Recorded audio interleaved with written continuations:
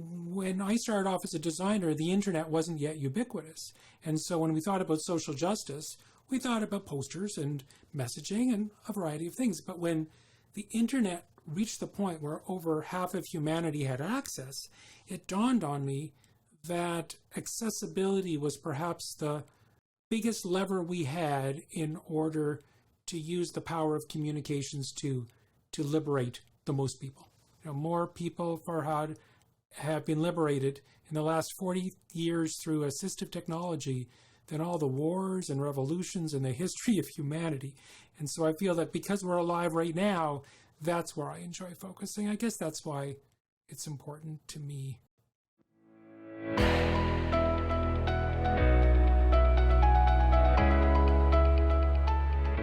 Hi everyone, welcome to the Grype podcast. In this podcast, we learn how to grow member-based organizations. I'm your host FARHAD Khan. I am the CEO of Grype Digital. We are a digital agency and we help professional associations grow their membership with digital marketing and by building membership portals. If you want to grow the membership of your professional association, please take a look at the workshops on our website at grype.ca/workshops. That is grype.ca/workshops. We are recording this podcast episode live, so if you're joining us live today, welcome. We will be taking a few questions from the audience as well, so if you do have a question, please submit your question on chat and we will pick up your questions as soon as we can. Today we are joined with David Berman. David is an expert of web accessibility, and he's an author, he's a consultant, and he's also a special advisor of web accessibility with the United Nations. With that, let's welcome David. David, thank you so much for joining us today. Can you start by telling us a bit about yourself and your work? Certainly, Farhad. I'm delighted to be here. And sure, I've worked with governments and associations and companies on 5 continents, making their websites, their documents, their apps accessible. And I can tell you that every communication professional I've worked with, or every board member of any association I've been on, starts off being afraid that accessibility is something that's going to be expensive and that their product's going to get compromised. It's going to suck once they've made it work for everyone. And what I've learned, though, is, because my background is being a designer, is that although when I first started out, I was a bit terrified of this as well, but I've learned that we can make every site, every portal better for the entire audience, and in a way that typically drives down costs without trade-offs for the typical user. And I take such joy in this that this is what we do. Me and my merry band of accessibility professionals, we make products accessible to everyone. We help people make their products in a way that doesn't just accommodate but delights all the members. Wonderful. David, why is accessibility important to you? I wrote a book called Do Good Design, and it was about how we can use design as a way together to build a better civilization. I really believe that designing a better civilization is our common design project. And when I started off as a designer, the internet wasn't yet ubiquitous. And so when we thought about social justice, we thought about posters and messaging and a variety of things. But when the internet reached the point where over half of humanity had access, it dawned on me that accessibility was perhaps the biggest lever we had in order to use the power of communications to liberate the most people. More people, FARHAD, have been liberated in the last 40 years through assistive technology than all the wars and revolutions in the history of humanity. And so I feel that because we're alive right now, that's where I enjoy focusing. I guess that's why it's important to me. Wonderful. David, so I will jump right in. I guess oftentimes people are not very sure if they want to make their websites more accessible, then what are the first steps they should take, or what are the maybe best practices that will give them the most leverage in implementing inclusive design. Do you have any thoughts on the best practices or the most effective practices, I guess, that gives you the highest return? Well, that's a great question. The challenge is that the answer differs from site to site, from app to app, from document to document. So, for example, if a website or a portal is highly interactive, if it's highly transactional, then the most important things to do to make it work for everyone are very different than the techniques you'd highlight if it was simply an informational site or a marketing site. Yeah. Probably the most important thing that everyone could do that takes the least effort would be to make focus visible. And by making focus visible, what I mean is that as you open up your website and put your mouse aside and hit the tab button, because now you're simulating what it's like for someone who can see, but maybe has a mobility challenge, so they can't use a pointing device. Now you can see if they can see where the focus is. And as you tab through your site, if you can see where the focus is, assuming you're a typical user who's sighted, then you've made your focus visible. And if your focus isn't visible, if you can't see where the cursor is, so to speak, it takes about 2 minutes of coding, one tweak to your CSS to make focus visible throughout the site. It may not be the prettiest approach, but it's the quickest fix that anyone could do to a site. So focus visible would be my first technique, no matter what kind of site it is. Right. David, I guess a lot of times we hear from our audience or our clients, for example, and they say that, like, you know what, we don't actually like have a lot of users who have a disability or something, right? So, and then like I tell them, have you actually done a survey or a needs analysis to see if anyone needs any assistive technologies? And they say no. Then I tell them, okay, so then how do you know that you don't actually have anyone in your audience who will need the assistance? So if we were to go about doing some needs analysis, on like what assistive or maybe what inclusive design practices we should include, like how would you go about doing that? Well, before I talk about the needs analysis, I'd like to question the assumption that any given association doesn't have a significant number of audience members who living with disabilities. It reminds me of before there were curb cuts and sidewalks. When you walk outside, and here in our Ottawa or in Ontario or pretty well everywhere in North America, you'll find that the sidewalks have curb cuts that allow a wheelchair to get onto them. But there was a time 35 years ago where curb cuts weren't ubiquitous because politicians who were asked to spend millions of dollars cutting little chunks of cement out were saying, oh, there's no one in wheelchairs on our streets. These quote-unquote sad people locked up in their apartments, they don't need this, so why should we bother? Well, of course, the reason there was no one in the streets is because the curb cuts weren't there. And once the curb cuts were done, not only did people in scooters and wheelchairs enjoy them, but everyone with a suitcase, everyone with a stroller, everyone dragging groceries behind them, you'd never get the curb cuts away. And the reason I'm focusing on that example is because it reminds us also that not only do we have a much larger audience living with disabilities than we probably think, but also when we design for the extremes and we do it well, we actually improve our user experience for all our users, everyone who uses the sidewalks or everyone who uses the website.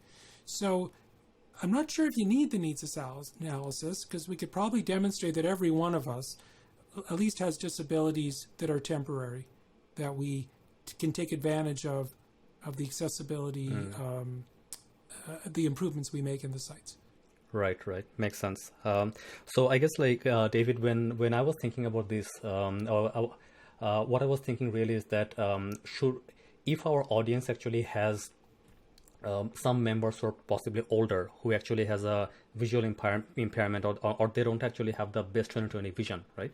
So then should we focus on that like area first, or as opposed to someone with a hearing disability, should we focus on that more? If given the choice, how would you go about implementing some of the features and not the others? Or is there no compromise at all? Well, fair enough. Everyone only has so much time and so much budget, and so you do have to allocate your resources carefully. Everyone ages, and we'd like to think we'll all live to a ripe old age, and there's no question that as our age increases, we acquire disabilities and challenges. We lose some of our abilities. Conveniently, some of the wealthiest audience members we have are those who are perhaps not as able as they once were. And so accommodating, when people talk about visual, they tend to think about people who are blind since birth. And the reality is that less than 8% of people living with a visual impairment are blind. 92% of them have all sorts of less dramatic, less complete situations, whether it's their vision is poor, they wear glasses, they have contact lenses, they're colorblind, or there's all sorts of visual challenges. And in fact, the majority of people who are legally blind have some vision. So it's a continuum, and everyone over the age of 50 actually has some level of deficit. They don't maybe notice it because it takes slow march, but we know that the way the eye works, it slowly gets foggier over time. And so we have to split that conversation into two parts. The things we do to make people who are visual, they think visually, make sure that they can see everything, that they can perceive everything. And then we have the group who can't see at all and therefore are relying on sound or touch in order to get information from you and interact with you. And that can be the most challenging part of the web development or the app development changes, to make sure it works, that everything can be announced. David, yeah. So balancing against someone with an auditory challenge, well, if you don't have any multimedia on your site, it's not really an issue because the person who can't hear, there's no material to work with. Typically, when we're talking about auditory challenges, we're usually talking about making sure your videos have excellent captions. And that's becoming easier and easier as AI engines make it easier and easier to draft pretty good captions. It's become pretty easy to create fairly good captions. So I wouldn't say choose one or the other. I just attack them each to whatever degree it's feasible or to whatever degree you're required by law. Makes sense. David, another thing that we come across every now and then is that people with disability are actually often shy to self-identify, and then as a result, we cannot take the necessary action to actually help them out. And this actually happened with one of our clients at one point. So the client that we were working with was colorblind, and then we did not know that, and he never shared that with us. So the designs and everything that we shared with him, he could not see color, and we did not know until very late. I think the project started, second design iteration, that's when someone from their team told us, hey, you know what, that particular person is colorblind, so be careful, whatever colors you're putting out. So how can we make it more inclusive for them to actually self-identify and share their situation with us? Two prongs on this one. So first of all, some people aren't comfortable sharing. It's a privacy issue. They don't necessarily want to share everything about themselves. On the other hand, I know lots of people living with disabilities that love to tell you about their situation. It's, people living with disabilities are as varied as anyone else. I, myself, have a substantial color deficit, but as a graphic designer, I was terrified to let anyone know that I couldn't see colors the way they did. It wasn't until about 15 years ago that I just came out, so to speak, as a colorblind graphic designer. And now I'm kind of proud of it, to say, yeah, this is not a really big problem. So with respect to how to solve the challenge you just described, I wouldn't even be necessarily identifying users. I'd know that 10% of the male audience of my site has some level of color deficit, and that's the way it is. We don't have to ask them.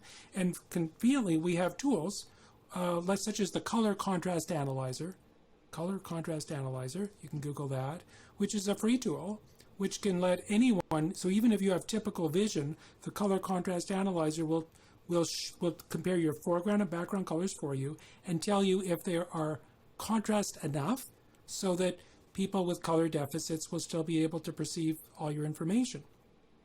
The thing is, when any user prints out a page on your website and they print it to a black and white printer because they're out of color toner, they don't want to print everything in color, they have a temporary deficit. So when you make sure that the color schemes work for people with color deficits, you're also making sure your message is going to communicate well to all.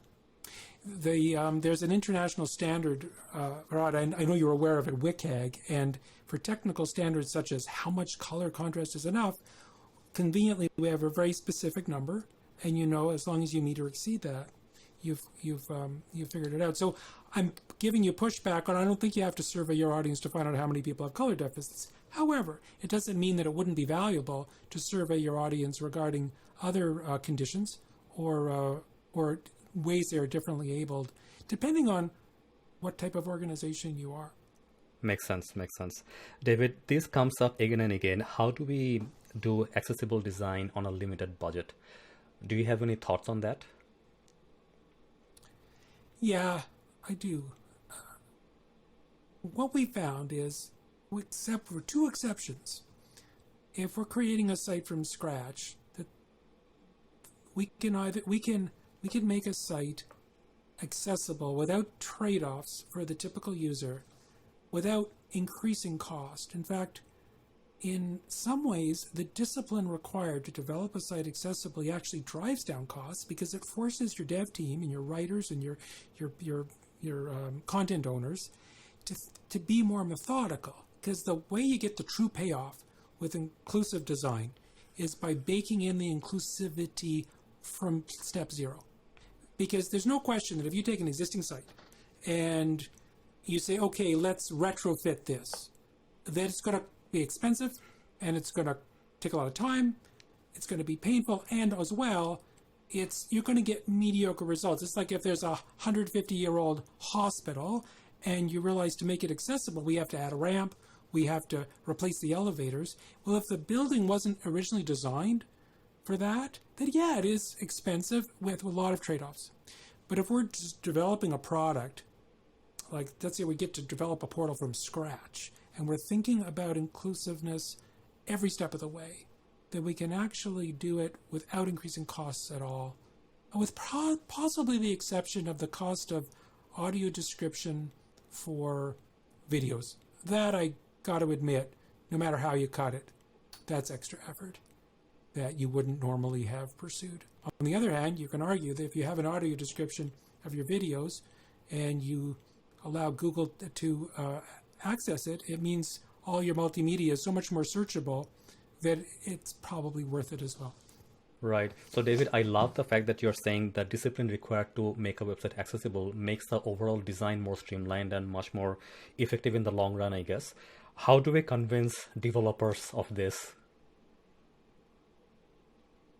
Well, let me throw it back to you, Farhad. What was the most effective arguments you made with your dev team when you were developing sites? You know, I saw some of your sites, and some of them are, you know, very clearly you've gone to a lot of work to make them accessible. What arguments did you find most compelling or worked the best with your team? Yeah, so I think a philosophy that we have been following in our team for a very long time is do it right the first time, right? So anything that we do in terms of like any project, any technology or anything, we always try to do it right the first time.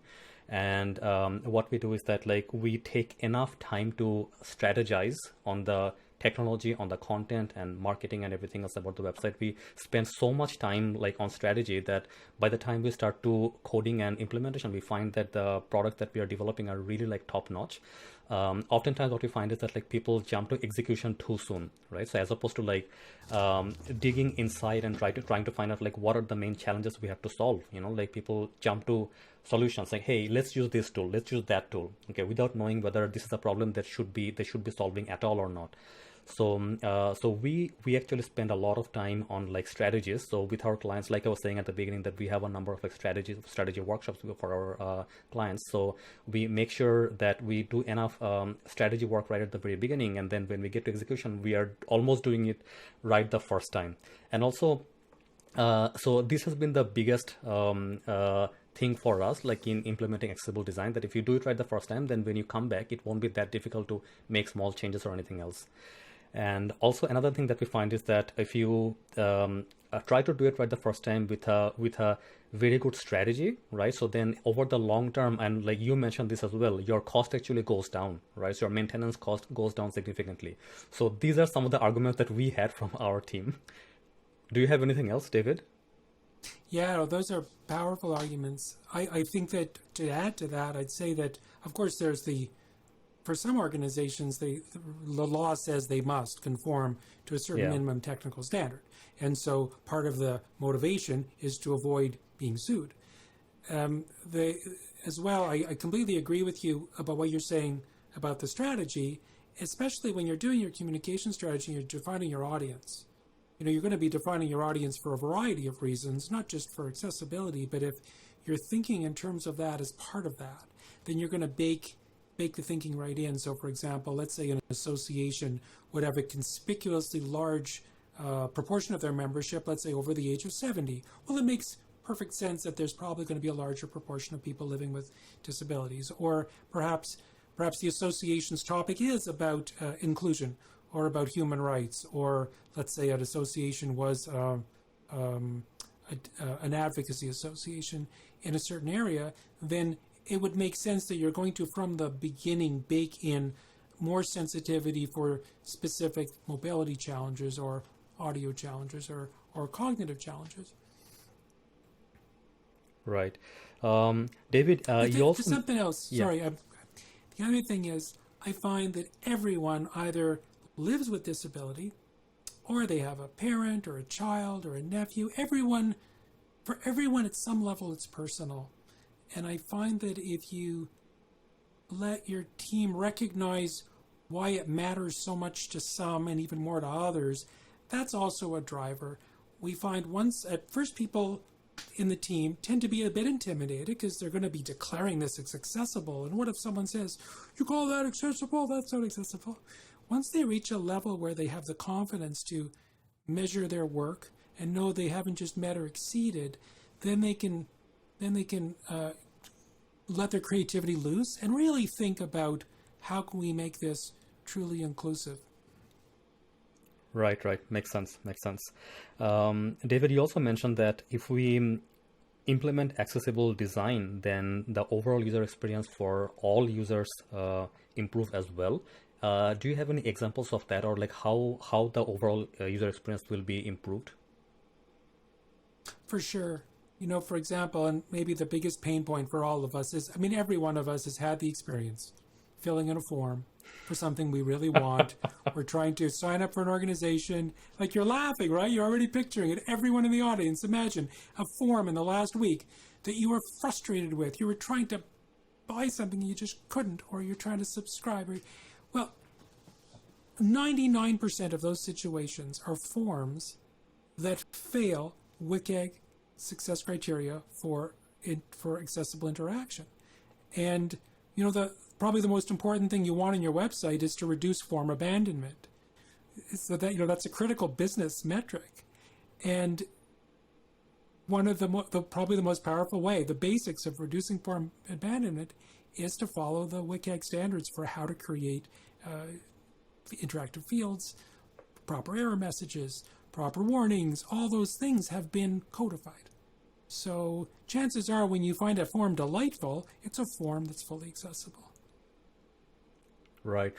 David, so you mentioned WCAG a few times. For our audience who doesn't know what WCAG is, can you give them a quick example of what WCAG is and how we can actually use it?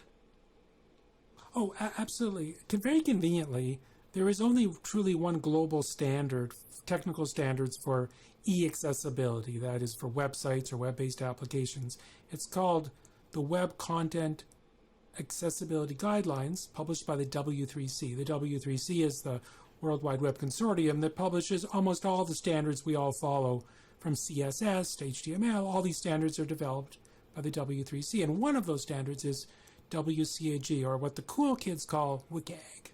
So WCAG, so when there's regulations, whether they're regulations from the US government or the Canadian government or Ontario government, the Norwegian government, all around the world, almost every regulation you could find on the books that defines a minimum standard for e-accessibility points to the WCAG standard.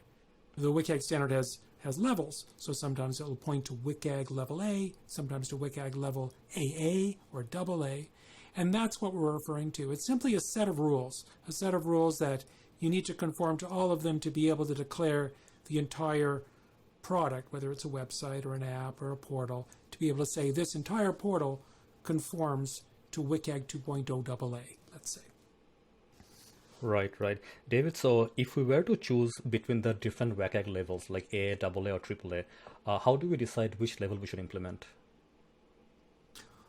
Well, 10 years ago, we'd have a big, long answer to this. But today, it's pretty much, we're either conforming to WCAG 2.0 AA, which is the level most cited in North America in regulations, or WCAG 2.1 AA.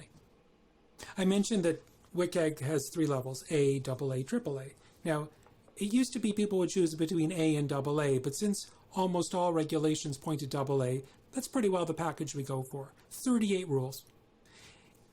WCAG 2.1 came out more recently, and so it's some parts of the world cite it. It's like all the governments in the EU now cite WCAG 2.1. Conveniently, 2.1 is just 2.0 with its 38 rules with at AA, with 12 more rules added. So the 38 rules were left exactly as they were. You don't have to relearn anything if you already know something about WCAG.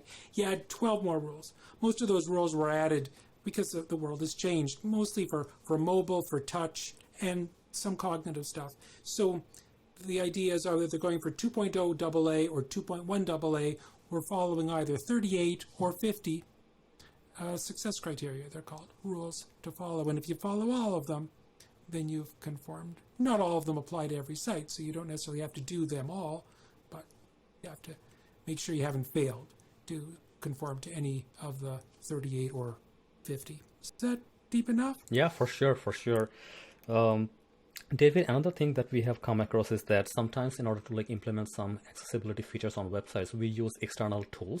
So some of the design has to be inclusive, for sure to begin with. But then there are many other tools or plugins that we can add on the website to make the website more readable or more accessible.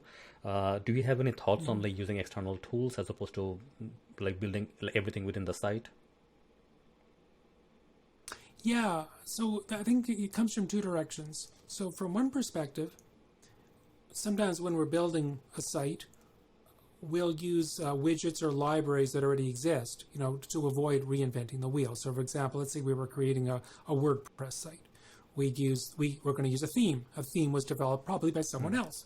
Now, some themes are accessible and some aren't. So we could say, if I'm going to make a site in WordPress, I might as well go choose a theme that's already been certified as accessible, because now I'm starting off. Or the flip side is, unfortunately, sometimes you're working on a platform and there's a library that you really want to use. It's the only one on the planet that does just what you want. But unfortunately, sadly, the designers of that library haven't thought it through in terms of accessibility. And now you own that problem because you're going to brand that functionality. And you can't make the excuse that, well, we didn't write code that, someone else did. Well, now you may have to have a challenge there. The other end of it, FARHAD is, and I think maybe this is what you're referring to, is some people are marketing overlays. They'll say, oh, we'll take any website and you add this thing to it and it will make it accessible. And to a great degree, this is snake oil. It's maybe it makes it technically possible for someone to somehow be able to use it, but many of these tools would be so painful to use for the person living with a disability that functionally it's not a proper solution. Imagine they're creating another mode for your site to work at, but someone would have to learn how to use this overlay just to be able to access your website. Imagine if you, as a typical user, went to Amazon one day and it said, oh, to use Amazon with a keyboard or a mouse, you have to use this other thing. And it was completely different than how you use a keyboard or a mouse on, let's say, another site you like CNN.com. Well, you'd probably just go shop somewhere else.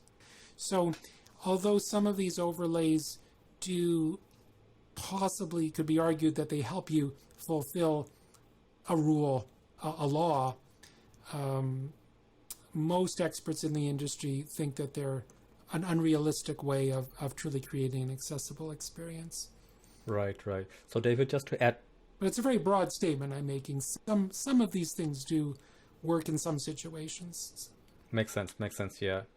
Is that what you're thinking Yeah, of? absolutely. And I guess, David, another scenario that we came across is that if we do have to use a tool, then we have to really understand what gap you're trying to fill with that tool. So having a clear understanding that, like, oh, you know what, we did the website, but we missed this area, and maybe this tool fills that one gap.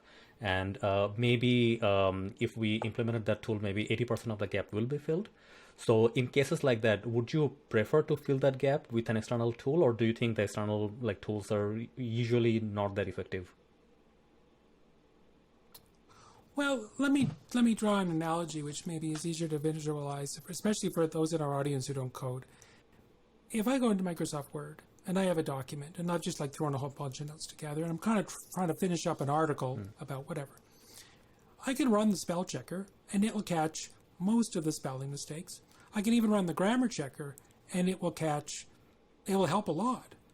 But would you actually publish the article without having someone actually read it for content, to actually read it over and proofread it? Of course not. You need humans to check it to make sure it actually expresses what you want to express. So there are a lot of amazing technologies out there that will help detect if your site, do automated checks to see if your site is accessible. And many of them can even suggest ways to fix these problems. But the reality is that we do a lot of work auditing people's websites. It's very typical that we'll find every accessibility failure in a site, and then we'll provide recommendations on how to close each gap. And sometimes we'll provide a number of different recommendations because we want to not just provide one, we want to provide the very best, most efficient, most cost-saving, most sustainable way. But the thing is that we use the automated tools when we can, but 80% of our effort is manual. People who understand have to go through the product and discover, is it truly going to be usable by everyone? And ultimately, when you were talking about needs analysis, I'd almost rather you'd invest that effort and that budget in usability testing. Like, you should always do usability testing, but usability testing specifically with the extreme user, with a person who is legally blind, with a person who can't hear, with a person who can't use a mouse. And we could go deeper about the framework of how to do usability testing for accessibility, but I think the kind of feedback you get from that may be more valuable if you could only afford that versus afford doing a needs study on who your audience is in terms of how they're able they are. That may be the more effective place to invest. Right. David, now think of a hypothetical client or an organization who already has a website which was probably designed a couple of years back, and they do not actually have the budget to redesign the whole website right now. But given the global pandemic, they're realizing that a lot more users are actually accessing their organization's website from home, and so their audience essentially expanded. Right, who was not part of the audience before is now part of their audience, and as a result, they need to maybe do some tweaks on the website or make minor improvements to make it more accessible. So for fixes like that, where would you start? We'd start with that's a very common situation. It's understandable. On one hand, we want to have one foot firmly in the idealism of let's create a product that's awesome for everyone. But on the other hand, we have to be pragmatic. If we know that we're going to be redesigning that product from scratch, let's say 36 months out, but the existing product needs to be accessible now, we'll be more pragmatic about how much to invest in it now, with the plan being that when we rebuild it from scratch, we're going to go truly deep and be truly awesome and exceed the standards rather than just meet the standards. So the starting point is still the same. What we do is we find someone with the competency to study the existing product, to find every place where there is a WCAG 2.0 AA or 2.1 AA gap, to list those issues, to figure out how we're going to resolve them, and simply sequence them. If the team needs coaching, then we coach the team. But ultimately, we want to make sure that we can at least close the gaps to a point where everyone can use the product. It may not be delightful for everyone, but at least everyone can get all the top tasks done. So we would prioritize them based on top tasks. And then at the same time, as we're building our game plan for the redesign, we're going to be taking into account everything we learned in that. It's unfortunate if a given dev team has their first accessibility rodeo being remediating an existing product. It's a lot easier if the first time you have to do this, it's on a new product. So for example, I'm thinking, Farhad, if you have like three big projects on your desk and people are going to learn how to do this well the first time, if you have the choice to give them the project where they're designing from scratch, that's a far better way to learn how to do this well than to throw them at the more challenging thing of remediating the 150-year-old building rather than designing a fresh, shiny new one with new parts. Right. So David, a follow-up question to that. Since a lot of our audience for the podcast and our clients are professional associations, and associations have a number of like member benefits that they want to deliver to their members. So if there was one advice for association executives, like to make their services and benefits more accessible, like what advice would you give them? Well, there's a lot to unpack there because I'm thinking about an association. It's everything from your marketing to drive new membership, to continuously provide value, to you probably have events post-pandemic. They go back to being in person. Perhaps now they'll be hybrid. But every one of these aspects requires its own strategy. So, for example, let's say you provide certification to your association members. Think about, is the certificate you're sending actually accessible for everyone? Is it available in Braille for someone who wants to be able to use tactile to understand it? Is it available? Are your documents available in an accessible format? For example, let's say you're publishing a lot of PDF files of the code of the association. Are they available in a format that everyone can perceive them? You've got to break it down to a lot of pieces. Just online meetings, for example, we've been doing a lot of work lately on how to make an online event more accessible, whether it's an informal meeting or it's a podcast like this one, or that event is a formal board of directors meeting of the annual meeting of the association. How do you make those events not just accessible but delightful and inclusive for everyone? You really have to look at it from a variety of angles. When we get back to the in-person conferences, for example, one of the I wrote a piece on this, and one of the things that people have the aha most often is the idea that they tend to focus on how accessible the actual event is, but not be thinking of the registration form, the making sure that the speakers are briefed 8 weeks in advance to make sure they know how to make sure that their slides are accessible. So if someone wants a copy afterwards, that everyone's going to be able to use them. It takes a lot of forward planning. And at the first time, it may seem daunting. The first time, it may seem overwhelming. But it's a habit, and you start thinking about inclusion every step of the way, and it gets easier and better. And before you know it, you're just being inclusive by default, and you're discovering that you get what we call the accessibility dividend. That you actually start driving down costs and getting more members and delighting more people, and discovering that the small thing you did, the adding captions to the meeting that you did for that one person who asked for it and the 5 people who didn't, suddenly everyone likes captions. Everyone wanders off to get tea in the middle of a meeting and comes back and wants to catch up on what was said while they had stepped away. We find that when we design for the extremes and we do it well, that everyone benefits and no one wants to turn back from that. I found in my own work, I found the very tools we use every day have changed just because we're in it so much. So for example, in order to make sure that that a deaf colleague was able to participate in online meetings, we discovered, we got very focused on using captions in ways that people hadn't thought of using before, and then we found ourselves sharing our techniques. Or here's an example. We're all trying to multitask, and I'm remembering that this is a foot pedal. Yeah. This is a $19 thing on eBay, and this is my left click and my right click, and I originally was using this because we knew someone who was using it to navigate their keyboard. But I discovered when doing PowerPoint presentations, I can advance the slides using a foot pedal. Now, why wouldn't everyone be advancing their slides next slide, backslide, using the foot pedal. And so you start finding that all of these assistive technologies have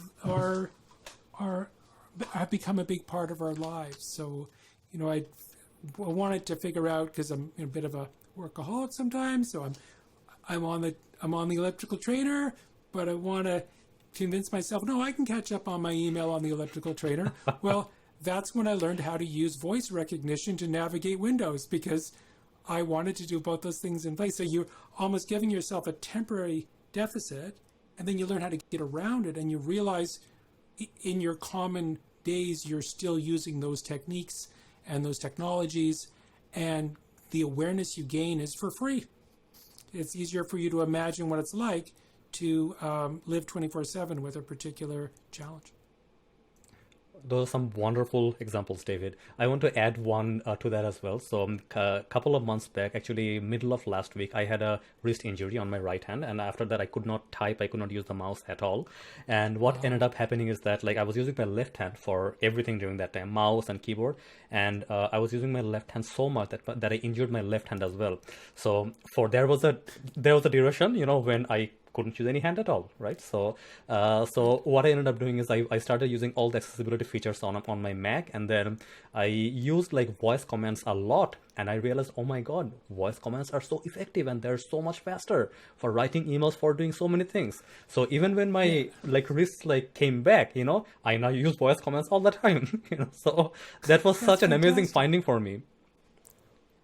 So you find it's, even though your wrists are now all healed, it's become part of how you work. You've gained this ability that you still use it every day? Absolutely. Oh, that's fantastic. All right. David, we have a few questions from the audience. So these questions were submitted when the audience signed up for the event. And by the way, if you are joining the event live, if you have any more questions, please submit your questions on chat and we will pick them up as soon as we can. So I'll go to the questions that were submitted online. So this question is from Holly Smythe. How can we make a design artistic while still being accessible? It's a great question, and designers are understandably often terrified that they're going to lose the nuance and the drama and the humor and the clout of their message, because they fear that they're going to have to compromise the quality of the message in order to make it kind of a lowest common denominator approach. However, the good news is we don't have to compromise at all. We could, if we had more time, I could show example after example, before and after examples of sites where, by making it accessible and doing it in a way that resists trade-offs, that every change we make to make the product work for everyone either is completely invisible to the typical user, everything just seems the same as it was before. It doesn't, until you plug in here, I'll show you this. This is fun. This is a lip sync. I'll explain it in a moment. It works exactly as it was before, and only if you're using an assistive technology would you know that things were better. Or the changes that are apparent are better for all users. The color schemes have been made higher contrast, and they look even better. And everyone finds them easier to use, even in a smoky room, or they're a little bit drunk, or they're distracted because they're listening to something in the background. It's easier for their brain to not abandon the task because the color scheme works better for all human brains, not just those that are more in the extreme case. So I challenge the questioner to show me the example of a design that we can't make accessible with no trade-offs. Contact me, David@davidberman.com. Send me that, and we'll find you a way. There's always a way.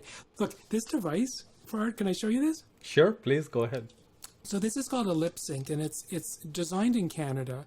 And this is, imagine if you were quadriplegic, which means you'd have no use of your limbs below your neck, or very limited use of your limbs, but you wanted to be able to use any website, or any WCAG compliant website, conformant website. So what this is a device that it's a USB-C device. I can take my Samsung phone, I can plug in this USB-C connector into it, and now I can actually navigate the site using just my mouth in this way, because the idea is the lip sync allows you to use the surface area of your lips as a pointing device. And then by blowing on the tube, it's like a left click. By sucking on the tube, that's a right click. Now imagine that this arm is, let's say, attached to a scooter, because someone with a mobility challenge may be in a motorized scooter, and so to navigate any site that's WCAG 2.0 AA conformant, they can use this. Now, imagine an on-screen keyboard, so you can also use that to navigate the mouse to any key on the screen. And for those who can't see this, what I'm doing is I'm showing this device called a lip sync, and it's mounted on an arm. It's about 5 inches long and about 2 inches wide. And it looks like kind of a little blender, a little mixer you'd use to make milkshakes. But it's got this plastic tube pointing towards my mouth, and by putting my mouth on the tube and just gently moving the tube along my lips, I can make it operate like a pointing device. But here's the really cool thing about the lip sync designed by Canada's Neil Squire Society. This is 3D printed. You can print your own for $300 using an off-the-shelf Arduino board, and all the other parts are off-the-shelf parts. So, for instance, I was in Islamabad in Pakistan, and we were talking about how to make government websites more accessible, and I showed the lip sync, and they said, well, that's great, but how can we get these lip syncs all the way over here? And I said, you can 3D print them. You just need the parts. So it's an example of how assistive technologies aren't just becoming more ubiquitous and more usable, but they're becoming also economically accessible. A device that could do this magic for someone maybe 5 years ago could cost $5,000, and now it costs $300. So there you go. But the website doesn't have to be compromised in terms of its visual presentation in order for everyone to be able to use it. Wonderful. David. That was a long answer. I'm sorry for it. Yeah, no worries at all. We have a question from the audience, from the live audience, and his name happens to be David as well. So question from David. We would like to include students with disabilities more during our development stage of the project, the websites or anything else. How can we more include, so this is from the library, academic library in Ontario. So how can we include students with disabilities at the very beginning in the development stages, as opposed to in the end when we were already in testing phase and it's too late to implement anything new? That's a great question, because the idea that the earlier you include people in every step of the process, the better the product's going to be. And so if I can just go sideways a moment on a simpler project, imagine if you're creating a document. It's just a Word document. Maybe it has a few photographs, and eventually it's going to be a PDF file. Well, one approach is to wait till the thing's all complete and then hand it to someone and say, make this document accessible. And that's a nice thing to do, but we've excluded people living with disabilities from a whole series of steps in the document production process. Don't we want a workplace where everyone can write content, everyone can put images in, everyone can contribute to every step of the process? Well, if the document isn't accessible until we're ready to publish it, then we've excluded a lot of people from all the steps involved in conceptualizing it and designing it and perfecting it and quality assuring it. So the more complex version of that is, back to this example of if we have, let's say, a library at a university, how can we, and we're developing a new website, and it's going to be highly interactive because, of course, there's all sorts of interactions that go on in a library. How can we include people living with disabilities in the process? Well, the ultimate thing is to have such an inclusive workplace that naturally people living with disabilities would be part of your development team every step of the way. But I think the question really is about how can we make sure user testing starts happening as early as possible. And just like any great process of developing any type of site or application, there are points that any usability expert would say, these are the points in our process where we're going to do user testing with typical users as well as atypical users to make sure it's great. So in the same way, early on, one would test one's navigation while we're still wireframing before we bother writing any code. We include users living with disabilities in those processes. So we make sure that the navigation makes sense, the design framework makes sense. Every step of the way, we're just simply making sure we do that testing. Now, some of the stuff, some of the magic, the truly nerdy stuff that, let's see, is going to make sure that the lip sync is also going to be able to navigate your site, some of that really doesn't come in until we're coding, because there are standing coding techniques. They're not going to change the look and feel of the site at all, whereas others would. So it's a complicated answer, but overall, the takeaway is include a truly diverse audience in every step of user testing. And as always, start your usability testing as early in the process as you can if you want a great product rather than just a good enough product. Right. David, I want to add to that as well. So this actually happened in one of our projects earlier where we had a lot of accessibility requirements, and in that case, what we ended up doing is that we actually hired an accessibility consultant who had a visual impairment himself, right? So we hired him and then we made him part of the requirement gathering phase itself. So not towards the end, but at the very beginning when we were writing the requirements and creating all the strategies. So, but we need to make sure that the person we are involving in the requirement phase is someone who has some web experience, and maybe if he has some impairment as well, then that's better. That way he can actually leave all the requirements and all the issues firsthand. So that has been our experience. I know that if you are working with students in a campus, not all students will actually have the same level of experience with web. So I guess in that case, maybe find someone who has the most experience in web, maybe a hobby web designer or someone who has done some web design before. And if you can help out in the requirement phase early on, then I think that might help as well.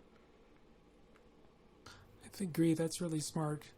When we're designing usability testing specifically for people, that includes people, what we call the super users, people with lived experience, what we'll do is typically we'll refine that. We'll say, if we're going to make sure we have someone who's blind or or low vision, we'll have the blind person who is a nerd, who really knows code well enough that they could get around the problem and move beyond it. But we also very intentionally include what we call the naive blind user, who is just a more typical person who doesn't know code, who just knows what it's like to try to use the product. And we'll use that same pairing again if we're testing with a deaf or hard of hearing audience. We'll have one person who really knows their stuff and knows how to get around bad captioning and recognize it and knows how to fix it. But we're also using the naive typical user who doesn't know how the sausage is made. They just know what good sausage is like, to mix my metaphors. And so it is with mobility challenges, with low vision, with certain cognitive. We tend to pair it. So we always have the expert user with a typical type of lived experience, as well as the naive user. And if you test with both, you discover the different types of hurdles. And it's the same thing you do with typical users. You get your advanced people and you get your newbies, and it's the same model approaches. Alrighty. I have another question from another David, or probably the same David. So this is from David Kemper. He was asking, what are some concrete steps that we can take to make sure that all of our web properties are accessible? Some concrete steps that we can take today. Well, the most concrete step typically is a formal conformance analysis of the product by a team, either someone on your team who has the expertise and experience to be able to find all the problems, or you bring in an outside expert who focuses on that. By doing a full conformance analysis, it's really the only way of making sure that you've discovered all of the gaps so that you can then go about closing every one of them. Now, beyond that, then the second most common thing that's done is functional accessibility testing, because you can make a product that passes every WCAG success criteria, but still it may be rather mediocre in terms of how usable it actually is. And so the next place is we go to pretty much the usability testing we've been talking about, but in a formal way. So formal usability testing, top tasks, counting how many seconds it takes for someone to succeed or abandon. Then you cycle your design, you try again, you see, can we clock that down to a time that's reasonable? We don't want any abandonment. The standard approaches you take to the business of usability testing, you apply to functional testing for the super user, for the typical for examples of users with certain types of lived experience. All right. Next question is from Rosie Barajos. Rosie is asking, what are some examples of popular websites that are also the most accessible? That's a great question. What are examples of sites that are accessible? Well, the W3C site is one of the most accessible sites we'll ever find, and it makes sense because they write the standards. W3C.org. In terms of sites that really, right. Yeah, exactly. W3C.org, W3C.org. The Canadian federal government actually has a lot to be proud of in terms of Canada.ca, because not only was Canada the first national government in the world to make it against the law to publish a public-facing page that didn't conform to what was then WCAG 1.0, but they did it in a way where there was a common look and feel across all of the departments. And it wasn't so perfect at first, but over the years, it's gotten better and better and better. And so often I find when I'm running one of my courses, whether it's accessible forms design, or it's accessible web applications, or accessible documents, time and time again, we go back to showing off the toolkit, which is to some degree crowdsourced, that drives the Canada.ca site. And the reason I'm focusing on it is this. If you go to UK.org, which is another amazing piece of plain language, plain design, UK.gov, right? Some people say, although the UK.gov. I'm sorry, yeah. UK.gov. Thank you, Farhad. Yeah, UK.gov, which is the United Kingdom's public-facing web presence. It's so austere. It's so simple. Some people find it not that interesting. But Canada.ca has gotten that mix of full accessibility while keeping the drama, keeping the promotion, keeping the key messaging that has to come from certain politicians all happening. And it's not to say that UK.gov is not awesome. UK.gov is an amazing piece of work and broke a lot of barriers. But it's so informational. So these are my examples. Often government. Now there's also private sector clients, private sector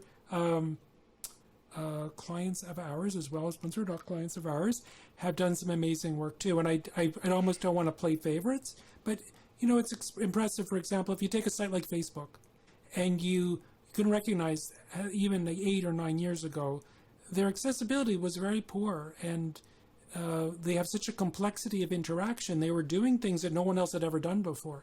And today, the quality of accessibility on Facebook, even if you imagine the challenge of imagine that you can't see, and Facebook's in front of you, and you've got friends chatting at you in one thread, and advertisements coming at you from another angle, and you were trying to consume a video, and Facebook's done a really great job using technology such as Way Area to make all of that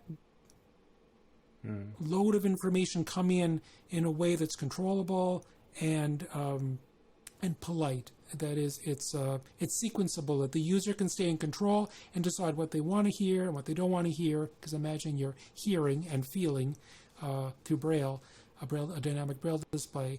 It's really impressive what some of the big ones come out. So I can name more, but Facebook's a really good example of an extreme case of really getting it right in so many ways. All right. Next question is from Drew Weber. What if you have to implement accessibility features that don't quite comply with W3C guidelines? Will that ever be a case?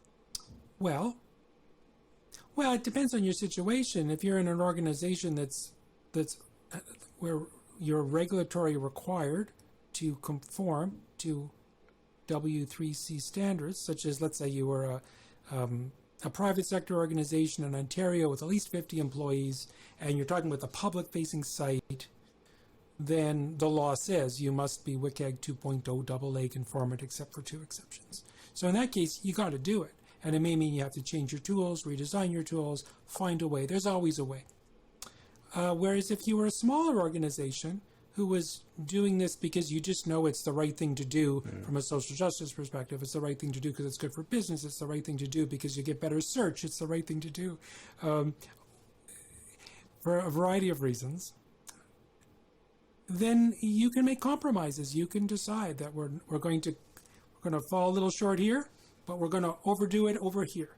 And by doing functional accessibility testing with our audience, we'll make sure that everyone can do the most important tasks and succeed at them, and we can make the business decision to what degree it's okay. Now, that's not to say that a small organization couldn't possibly be sued as a human rights violation if they were to deny someone access to a key aspect. So I'm not saying you're off the hook in any situation. I have to see this situation, but sometimes we see situations where, for example, although the shortcoming is technically a violation of WCAG, a certain success criteria in WCAG, we know that based on the browsers or the technology or the platform the user is going to be using, that really it doesn't really matter that much to that target audience. But again, it takes an expert to know where you can cut corners and where you can't. So again, if you have a situation that you're head scratching over,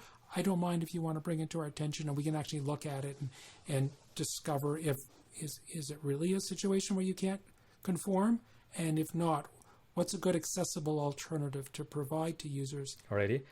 Sorry, go ahead, David. Well, I was just going to say also that it's really important, this pragmatic point.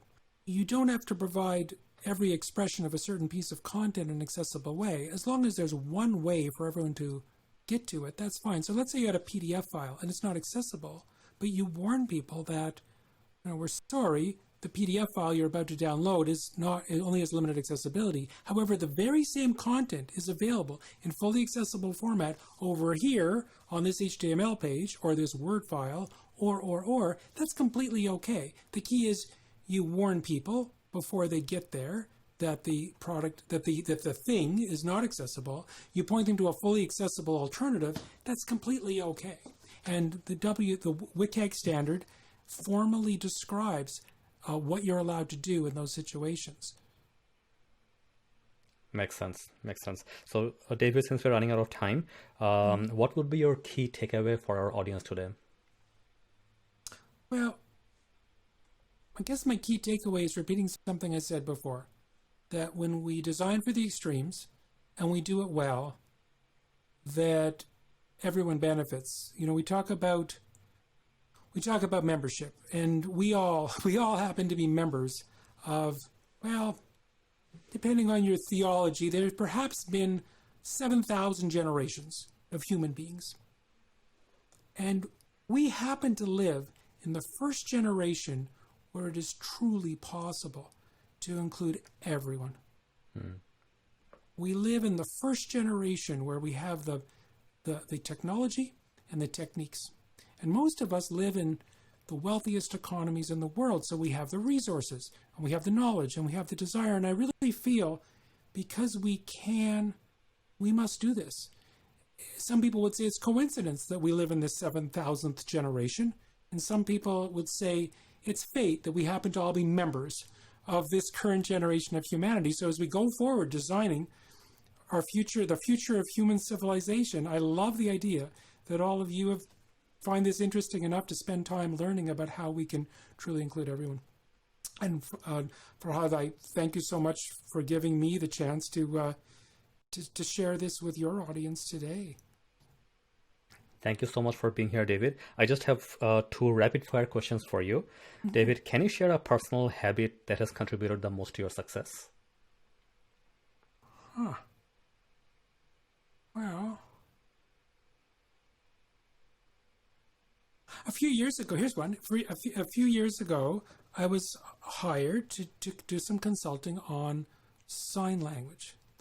And I didn't know sign language. And so I realized that this is ridiculous for me to do this work for the government of Mexico if I didn't know sign language. So I made it my business to learn sign language, and it's changed my life in many ways. I find so many ways to. It's a whole other podcast, but just to say, it's an example of learning a whole different way to express oneself has changed me and made my life more delightful, as well as, of course, making it possible for to help more people. So, does that count? Absolutely. Okay. And David, can you share a tool or a strategy that makes you effective in your work?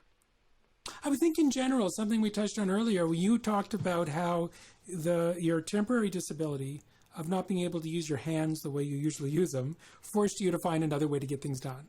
And in our work, we get exposed to these all the time. So, for example, I have a Braille watch. This is a Braille watch, okay? And I just thought, what a cool thing, a Braille watch. My best friend gave me this as a present. And but then I discovered I was learning Braille, because this is another thing. I wanted to learn Braille. We should all learn Braille. Learning Braille is so much easier if you can see, by the way. So if you're sighted, especially, you got to learn Braille. So, and there I discovered, I was wearing the Braille watch. It's the middle of the night, and I wake up, and I'm wondering what time it is. But I know if I get up and go look at the clock, it's going to wake me up so much. And I discovered I could use the Braille watch to check, oh my gosh, it's only still 3:15. I feel this, and I go, okay, stay asleep, Berman, stay asleep. And that became, well, until my Google, I won't say the name of it because it'll talk to us, came along and gave me the ability to use my voice to find out what time it is. This changed my life because I know what time it was in the middle of the night. It meant I could stay asleep. So I learned some tactile language. There's one of them. But so there's so many of these experiences like you've described that I'm sure others can come up with examples where they had a temporary disability and they discovered technology that was designed for the extremes was actually enhance their day-to-day efficiency and collaborations. So I guess the message for the audience is that, like, on your phone or on your laptop, like, look for the accessibility options and see what features are there already, which you can probably use in your day-to-day life, even if you do not have a disability. It will just improve your life overall, right? David, how can people reach you if they have any questions? Well, they can email me at berman@davidberman.com or at Twitter @davidberman, or they can contact you guys and you can send them over to me. How's that? Wonderful. David, thank you so much for joining us today. Thank you. It's been a pleasure, and I want to thank Rania actually also for setting this up. It was on your team. Rania did such an amazing job of convincing me to be here and then making sure it went wonderfully. Thank you so much for joining us today. If you are joining this episode live, or if you are watching or listening to the recording, thanks for being with us. As always, like I said before, if you want to apply some of the ideas from this podcast or from any of our other podcast episodes in your organization or in your websites, please take a look at the workshops on our website at grype.ca/workshops. That is grype.ca/workshops. All right, so that's it for today. We are wrapping up. I hope to see you again in our next episode. Bye for now.